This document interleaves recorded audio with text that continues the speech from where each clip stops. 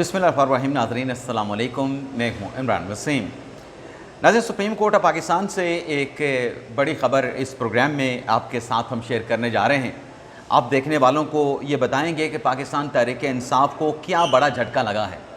इसके अलावा भी कुछ अहम डेवलपमेंट्स हुई हैं, उनकी डिटेल्स भी प्रोग्राम में आपके साथ हम शेयर करने जा रहे हैं। लेकिन प्रोग्राम का आगाज़ करने से पहले आपसे दरख्वास्त के चैनल को सब्सक्राइब कर लें, बेल आइकॉन का बटन प्रेस करें। वीडियो पसंद आए तो इसे लाइक और शेयर ज़रूर कीजिएगा। नाज़रीन, पहली खबर एक और यूट्यूबर की गिरफ्तारी से मुतल्लिक है। जुआ एप्लीकेशन की प्रमोशन पे जो मारूफ यूट्यूबर डकी बाई को गिरफ़्तार किया गया और अभी तक वो अपने जिस्मानी रिमांड पे हैं। गुज़िश्ता रोज़ एक मरतबा फिर अदालत की जानिब से उनका 2 दिन का जिस्मानी रिमांड दिया गया था। अब नेशनल साइबर क्राइम इन्वेस्टिगेटिव जो एजेंसी है, उनकी तरफ से मुदस्सर हसन नामी एक यूट्यूबर जो कि भक्कर से उनका ताल्लुक़ है, उन्हें भी जुआ एप्लीकेशन की प्रमोशन के ऊपर जो है वो गिरफ़्तार कर लिया गया है। ना सिर्फ गिरफ़्तार किया गया है बल्कि NCCIA की तरफ से उनके ख़िलाफ़ मुकदमा दर्ज करके जो मोबाइल फ़ोन था मुदस्सर हसन का, वो भी रिकवर किया गया है। उसका भी जांच पड़ताल स्क्रूटनी का जो प्रोसेस है वो शुरू कर दिया गया है। और मुदस्सर हसन को गिरफ़्तार करने के बाद मुतलका अदालत में जब पेश किया गया तो उनका जिस्मानी रिमांड मांगा गया।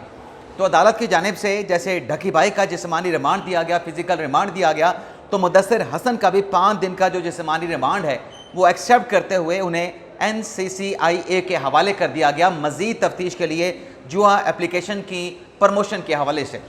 अब नाज़रीन, वो सियाने कहते हैं, बुज़ुर्ग कहते हैं कि बुरे काम का बुरा नतीजा।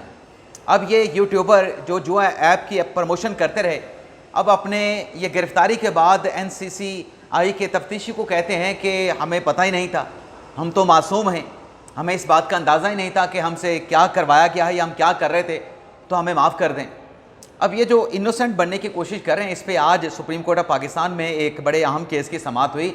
उस केस की समाअत के दौरान जो मुल्ज़म था, उस मुल्ज़म पे बड़ा संगीन इल्ज़ाम था। इल्ज़ाम क्या था? इल्ज़ाम मैं आपको बताता हूँ, लेकिन इस दौरान जो जज साहब थे, जज साहब की तरफ से कहा गया कि आपका जो क्लाइंट है, वकील से कहा गया, वो बड़ा ही फ़नकार नज़र आता है।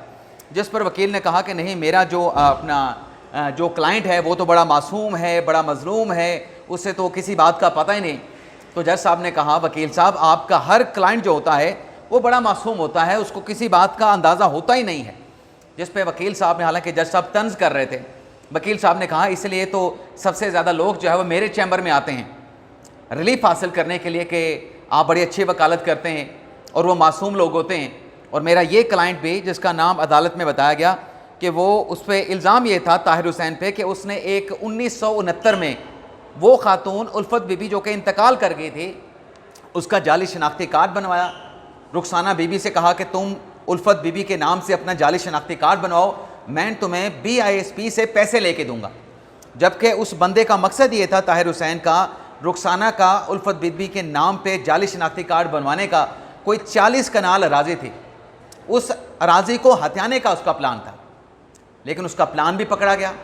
वो 40 कनाल अराज़ी का झूठा इंतकाल भी हुआ, लेकिन बाद में वो इंतकाल टूट गया जब इस स्कैंडल का, इस गबन का, इस फ्रॉड का इंकिशाफ हुआ। और आज सुप्रीम कोर्ट ने इस मुल्ज़म को ज़मानत देने से भी इनकार कर दिया, जो कि एक 1969, कितने साल हो चुके हैं, 31 और 55 साल पहले, 55 साल पहले जिस खातून का इंतकाल हुआ था, उसका जाली शनाख्ती कार्ड जो कि रुखसाना को बनवा के दिया गया, उस पर वो फ्रॉड कर रहा था। सरकार के साथ भी कर रहा था और किसी शहरी के साथ जिसकी 40 कनाल अराज़ी थी उसके साथ भी कर रहा था। तो अंदाज़ा करें कि ये जो इतने फ्रॉड का मुल्ज़म था, जिसने ये सारी साजिश रचाई, जिस पर जज साहब ने कहा कि आपका क्लाइंट तो बड़ा फनकार है, तो वकील क्या कह रहा है कि नहीं, तो वो तो जी मासूम है, शरीफ है। तो जज साहब ने कहा कि ऐसे ही शरीफ होते हैं जो इतनी बड़ी बड़ी फनकारियाँ करते हैं और फ्रॉड करते हैं। अब नाज़रीन, अगली खबर पे चलते हैं। शिबली फराज साहब और कमल शोज़फ साहबा, जिनका नाम सफरी पाबंदियों के लिस्ट में था, उनका नाम सफरी पाबंदियों से लिस्ट से नहीं निकला, तो उनकी तरफ से, शिबली फराज की तरफ से, कमल शोज़फ की तरफ से इस्लामाबाद हाई कोर्ट में कंटेम्प्ट की एप्लीकेशन दायर की गई। आज जस्टिस तारिक महमूद जंगीरी साहब ने दोनों PTI के रहनुमाओं की तौहीन अदालत की दरख्वास्त पर जब समाअत की तो कमरा अदालत में कोई भी नहीं था। एक मरतबा केस कॉल किया गया, दूसरी मरतबा केस कॉल किया गया, ना शिबली फराज साहब थे, ना कमल शोज़फ साहबा थी, ना उनके कोई वकील थे। तो अदालत ने अदम पैरवी पे इस दरख्वास्त को जो है वो खारिज कर दिया है। वैसे इस्लामाबाद हाई कोर्ट का जिक्र हुआ है तो कल जो चीफ जस्टिस सरफराज डोगर साहब की सरबराही में इस्लामाबाद हाई कोर्ट के जजेस का जो फुल कोर्ट इजलास हुआ है, उस इजलास की अंदरूनी कहानी तो आप तक पहुंच चुकी है। लेकिन इसमें दो और भी चीज़ें हैं। एक ये है कि जो 5 जजेस जो ख़त लिखने वाले हैं ट्रांसफरिंग जजेस के ख़िलाफ़ जो 5 जजेस ने सुप्रीम कोर्ट में दरख्वास्त भी दायर की थी, उसमें उन जजेस में भी बाज़ार ऐसा लगता है कि कहीं ना कहीं तकसीम या इख्तलाफ मौजूद है। क्योंकि 2 जजेस ने तो कहा कि आप ये जो एजेंडा है फुल कोर्ट मीटिंग का, इसको अमेंड कर दें, उनकी इस्तदा मुस्तरद कर दी गई। लेकिन 2 जजेस की तरफ से कहा गया कि आप ये जो आपने एस्टेब्लिशमेंट रूल्स बनाए हैं, प्रैक्टिस एंड प्रोसीजर रूल बनाए हैं, इस पर बहस के लिए आप इजलास को एक लंबी तारीख तक मुलतवी कर दें, एटलीस्ट 15 दिन तक, ताकि इन रूल्स को पढ़ के आइंदा फुल कोर्ट की मीटिंग में उस पर बहस करके डिबेट करके इनकी मंजूरी दी जाए। लेकिन जज साहब ने, chief justice Islamabad high court Sarfaraz Dogar साहब ने अपने जजेस से कहा कि फ़िलहाल जो रूल्स बने हैं उनकी अप्रूवल दे देते हैं और आपकी तरफ से जो तजावीज़ आ रही हैं वो तजावीज़ आप दे दें और उन तजावीज़ को हम तरमीम की सूरत में उसका दोबारा से फुल कोर्ट के इजलास में जायज़ा ले लेंगे। तो आपकी तजावीज़ भी सर आंखों पे, लेकिन फ़िलहाल जो रूल्स फाइनल हो चुके हैं उसकी अप्रूवल के लिए हम राय ले लेते हैं। तो 6-5 के तनासब से ये जो रूल्स बनाए गए थे, चाहे वो एस्टेब्लिशमेंट रूल थे यानी इस्लामाबाद हाई कोर्ट के मुलाजमीन के रूल्स, या जो प्रैक्टिस एंड प्रोसीजर से मुतल्लिक रूल्स है यानी मुकदमात की समाअत, फिक्सेशन, बेंच बनाना, कौन सा जज कौन सा केस सुनेगा, कैटेगराइजेशन क्या होगी, तो वो रूल भी जो है वो 6-5 के तनासब से जो है वो मंजूर कर लिए गए हैं। अब नाज़रीन आते हैं सुप्रीम कोर्ट की खबर पे। सुप्रीम कोर्ट में एक तो रजिस्ट्रार सुप्रीम कोर्ट ने जो 8 सितंबर से नए अदालती साल का आगाज़ होने जा रहा है, उसके दावतनामे मुतलका लोगों तक, मुतलका वकला तक, लॉ अफसरान तक, मुतलका शख्सियात, ओहदेदारान तक जो है वो भिजवा दिए गए हैं। लेकिन आज एक डेवलपमेंट ये हुई है कि मुस्तफ़ा नवाज़ खोखर साहब जो कि तहरीक तहफ़्फ़ुज़ पाकिस्तान के तर्जुमान हैं, उनकी तरफ से 26वीं आईनी तरमीम के हवाले से एक दरख्वास्त दायर की गई। अब ये जो नाज़रीन 26वीं आईनी तरमीम को जो मसला बनाया गया जब से ये तरमीम पास हुई है, इस 26वीं आईनी तरमीम के तनाज़े को अगर कोई हल कर सकता है वो आईनी बेंच है। अब मुस्तफ़ा नवाज़ खोखर साहब जो दरख्वास्त लेके आए हैं, उस दरख्वास्त में उन्होंने जवाज़ बनाया है जो प्रैक्टिस एंड प्रोसीजर कमेटी का एक इजलास हुआ था 31 अक्टूबर 2024 को जस्टिस मंसूर शाह और जस्टिस मुनीब अख्तर की सरबराही में, जिसमें दोनों जज साहबान की तरफ से याही अफरीदी साहब को उस मामले से अलग थलग रखते हुए 26वीं आईनी तरमीम की दरख्वास्तें 4 नवंबर को फुल कोर्ट में लगाने का फ़ैसला किया गया था। अब ये जो मुस्तफ़ा नवाज़ खोखर साहब हैं, लंदन से पढ़े हुए हैं, बरतानिया से, मतलब उन्होंने कानून की डिग्री हासिल कर रखी है, और वो क्या कह रहे हैं कि ये जो कमेटी का फ़ैसला था, अब वो कमेटी का फ़ैसला नहीं था, वो कमेटी मजाज ही नहीं थी 26वीं आईनी तरमीम की दरख्वास्तें समाअत की फिक्सेशन करने के लिए, क्योंकि आइन अमेंड हो चुका था।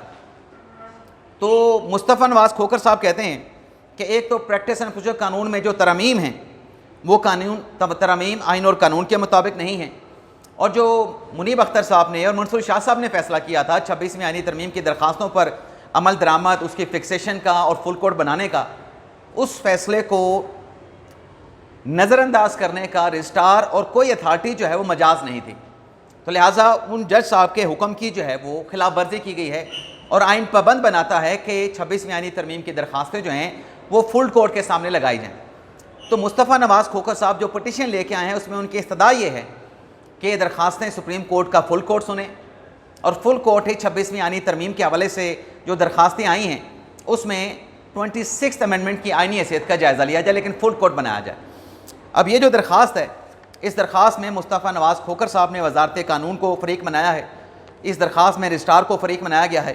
8 ग्राउंड इस दरख्वास्त में लिए गए हैं मुस्तफ़ा नवाज़ खोखर की एप्लीकेशन के हक़ में, और कहा गया है कि फ़ौरी समाअत की जाए, फुल कोर्ट के सामने केस लगाया जाए, और फुल कोर्ट के सामने केस लगाने की जो रुकावटें क्रिएट की जाती हैं, वो रुकावटें पैदा करने वाले जो लोग हैं उनके ऐसे इक़दामात को गैर आइनी, गैर कानूनी करार दिया जाए।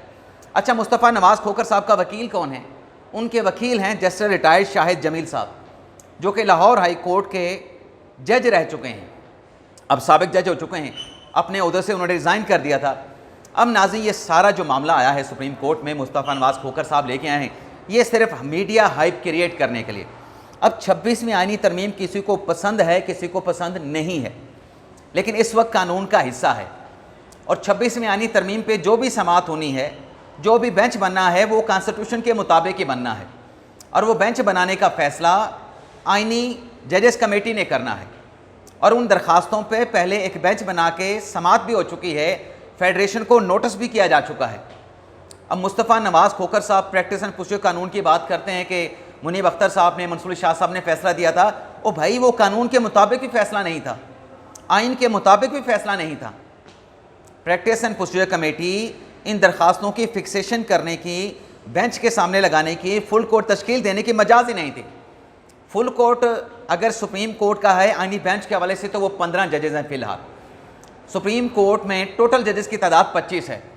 आइनी बेंच के लिए 15 जज नामजद किए हैं और जुडिशल कमीशन ऑफ पाकिस्तान ने किए हैं। अगर इस पे सुप्रीम कोर्ट के 25 जजेस को बिठाना है तो वो आइनी जजेस वाली कमेटी भी उन 25 जजेस को नहीं बिठा सकती, और या फरीदी वाली जो 3 जजेस की कमेटी है वो भी 25 के 25 जजेस का फुल कोर्ट तश्कील नहीं दे सकते, क्योंकि आइनी बेंच के लिए जो जजेस की नॉमिनेशन है वो जुडिशल कमीशन के ज़रिए होती है। जुडिशल कमीशन आइनी बेंच में मज़ीद जजेस को नॉमिनेट करेगा तो वो जितने भी जज उसमें नॉमिनेट हो जाएंगे, जैसे अभी 15 जज नॉमिनेट हैं, तो वो फुल कोर्ट है। अब फुल कोर्ट सारा इसलिए नहीं बिठाया जा सकता क्योंकि इसमें इंट्रा कोर्ट अपील भी आती है। इसलिए जस्टिस मोहम्मद अली मदर साहब ने कहा था कि एटलीस्ट जो 26वीं आइनी तरमीम के खिलाफ दरखास्तें आई हैं उनकी आइनी हैसियत का जायज़ा लेने के लिए एटलीस्ट 5 रुकनी बेंच होना चाहिए या 7 रुकनी बेंच होना चाहिए, ताकि कल को अगर इंट्रा कोर्ट अपील आए तो 7 से ज़्यादा जजेस पीछे मौजूद हों जो इस इंट्रा कोर्ट अपील को सुन के उन ICS का फ़ैसला कर सकें। लेकिन बहरहाल मुस्तफ़ा नवाज़ खोखर साहब मीडिया पे गुफ्तगू कर रहे थे दरख्वास्त दायर करने के बाद। एक सहाफ़ी ने उनसे सवाल पूछ लिया। एक तो उन्होंने ये सवाल पूछा कि ये बताएं कि आप तो पाकिस्तान पीपल्स पार्टी में थे, अब आप किसी पार्टी में नहीं, कहीं आप पाकिस्तान तहरीक इंसाफ के प्रॉक्सी तो नहीं बन गए। दूसरा सवाल सहाफ़ी तैयब बलोच ने यह किया कि आप ये बताएं कि 26वीं आइनी तरमीम से पहले सुप्रीम कोर्ट ने एक फ़ैसला दिया था कौमी असम्बली की डेजोलेशन के हवाले से, जो कि इमरान खान साहब ने अदम एतमाद की तहरीक को नाकाम बनाने के लिए कौमी असम्बली को तहलील कर दिया था। अदम एतमाद की तहरीक को मुस्तरद कर दिया गया था कासिम सूरी की तरफ से, और फिर इमरान खान की बतौर वज़ीर आज़म एडवाइस पे सदर साहब ने असम्बली तहलील कर दी थी।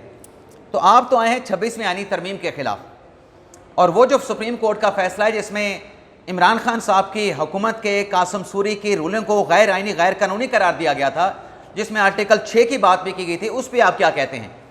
क्या PTI के उन लोगों के ख़िलाफ़, कासिम सूरी के ख़िलाफ़, इमरान खान के ख़िलाफ़, असद कैसर के ख़िलाफ़, आरिफ अलवी के ख़िलाफ़ आर्टिकल 6 की कार्रवाई नहीं होनी चाहिए?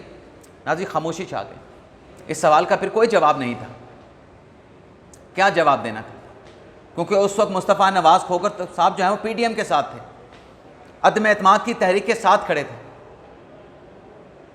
खड़े थे या चले नहीं खड़े थे, लेकिन सुप्रीम कोर्ट का फ़ैसला तो है ना कि वहाँ पे आइन की खिलाफ वर्जी करते हुए अदम एतमाद की तहरीक पर वोटिंग करवाने के बजाय उसको मुस्तरद करके धूल झोंकने के लिए, धोखा देने के लिए कौमी असम्बली को तहलील कर दिया गया, तो फिर उनके खिलाफ भी कार्रवाई हो। और मुस्तफ़ा नवाज़ खोखर साहब अपनी प्रेस कॉन्फ्रेंस में कहते हैं कि ये जो सुप्रीम कोर्ट है ये अहाता क्राइम सीन है, यहाँ पर एक जमात का सियासी जो इलेक्शन सिंबल है वो छीन लिया गया, एक वज़ीर आज़म को तख्तेदार पे लटका दिया गया, और एक तरफ तहरीक इंसाफ वाले कहते हैं कि ये नुमाइशी चीफ जस्टिस हैं, इनके पास कोई अख्तियार नहीं, या अफरीदी के पास। दूसरी तरफ जिस चीफ जस्टिस को नुमाइशी और बेबस कह रहे होते हैं उससे दरख्वास्त कर रहे हैं कि आप फुल कोर्ट बना दें। यानी तजाद आप देखें, 26वीं आइनी तरमीम वाली अदलिया से रिलीफ भी ले रहे हैं और 26वीं आइनी तरमीम के बाद जो अदलिया है उसको बदनाम भी कर रहे हैं, उसके खिलाफ कंपेन भी चला रहे हैं। अब जो तसलसल वाली कहानी है, जो फील्ड मार्शल आसिम मुनीर साहब के नोटिफिकेशन की बात की जाती है, कल एक सहाफ़ी ने दावा कर दिया कि वो नोटिफिकेशन तैयार किया जा रहा है एक्सटेंशन का फील्ड मार्शल आसिम मुनीर साहब का। अब उसके पल्ले कोई इन्फॉर्मेशन है ही नहीं, हालांकि प्रेसिडेंट मौजूद है कि जो पाकिस्तान एयरफोर्स के जो एयर चीफ हैं उन पर भी 5 साल की मुद्दत मुलाजमत वाले कानून का इतलाक़ हो चुका है, और जब उनके 3 साल पूरे हुए मज़ीद 2 साल के लिए उनका कोई नोटिफिकेशन जारी नहीं किया गया। तो ज़हीर बाबर संधू साहब का अगर नोटिफिकेशन जारी नहीं हुआ एयर चीफ का, तो फिर आर्मी चीफ आसिम मुनीर साहब का तौसीक़ का नोटिफिकेशन किस बात का जारी किया जाएगा? अलबत्ता ये बात राना सनाउल्लाह साहब ने क्लियर कर दी है कि 2029 तक असम्बली मौजूद है, कौमी असम्बली अपनी मियाद पूरी करेगी, और 2027 तक आर्मी चीफ भी मौजूद हैं। आर्मी चीफ भी अपनी मियाद पूरी करेंगे 2027 तक। और फिर एक्सटेंशन का सवाल भी उनसे पूछा गया कि 2027 के बाद क्या फील्ड मार्शल की एक्सटेंशन हो सकती है। उस पर राना सनाउल्लाह साहब ने कहा कि फील्ड मार्शल ने बहुत कामयाबियां हासिल की हैं। माजी में भी बहुत सारे आर्मी चीफ ने, फील्ड मार्शल ने अपने आप को एक्सटेंशन दी, लेकिन उनकी कोई कामयाबी नहीं थी। इस बंदे की, फील्ड मार्शल की तो बहुत कामयाबियां हैं, ये तो डिज़र्व है कि इसको एक्सटेंशन भी दी जाए। और जो भी फैसला नून लीग करेगी और जो फैसले अब तक नून लीग ने किए हैं, उन तमाम फैसलों को नवाज शरीफ की तायद हासिल है। PTI के साथ मुज़ाकरात करने के हम हामी हैं, लेकिन पाकिस्तान तहरीक इंसाफ सिविल वॉर चाहती है। तो जो सिविल वॉर चाहते हैं, राना सनाउल्लाह ने कहा कि उनके साथ बातचीत फिर कैसे हो सकती है। तो ये नाज़रीन हमारा आज का वीडियो लॉग। आपसे इजाज़त चाहते हैं। अल्लाह ताला हम सब का हामी नासिर और अपनी दुआ में याद रखिएगा। अल्लाह हाफ़िज़।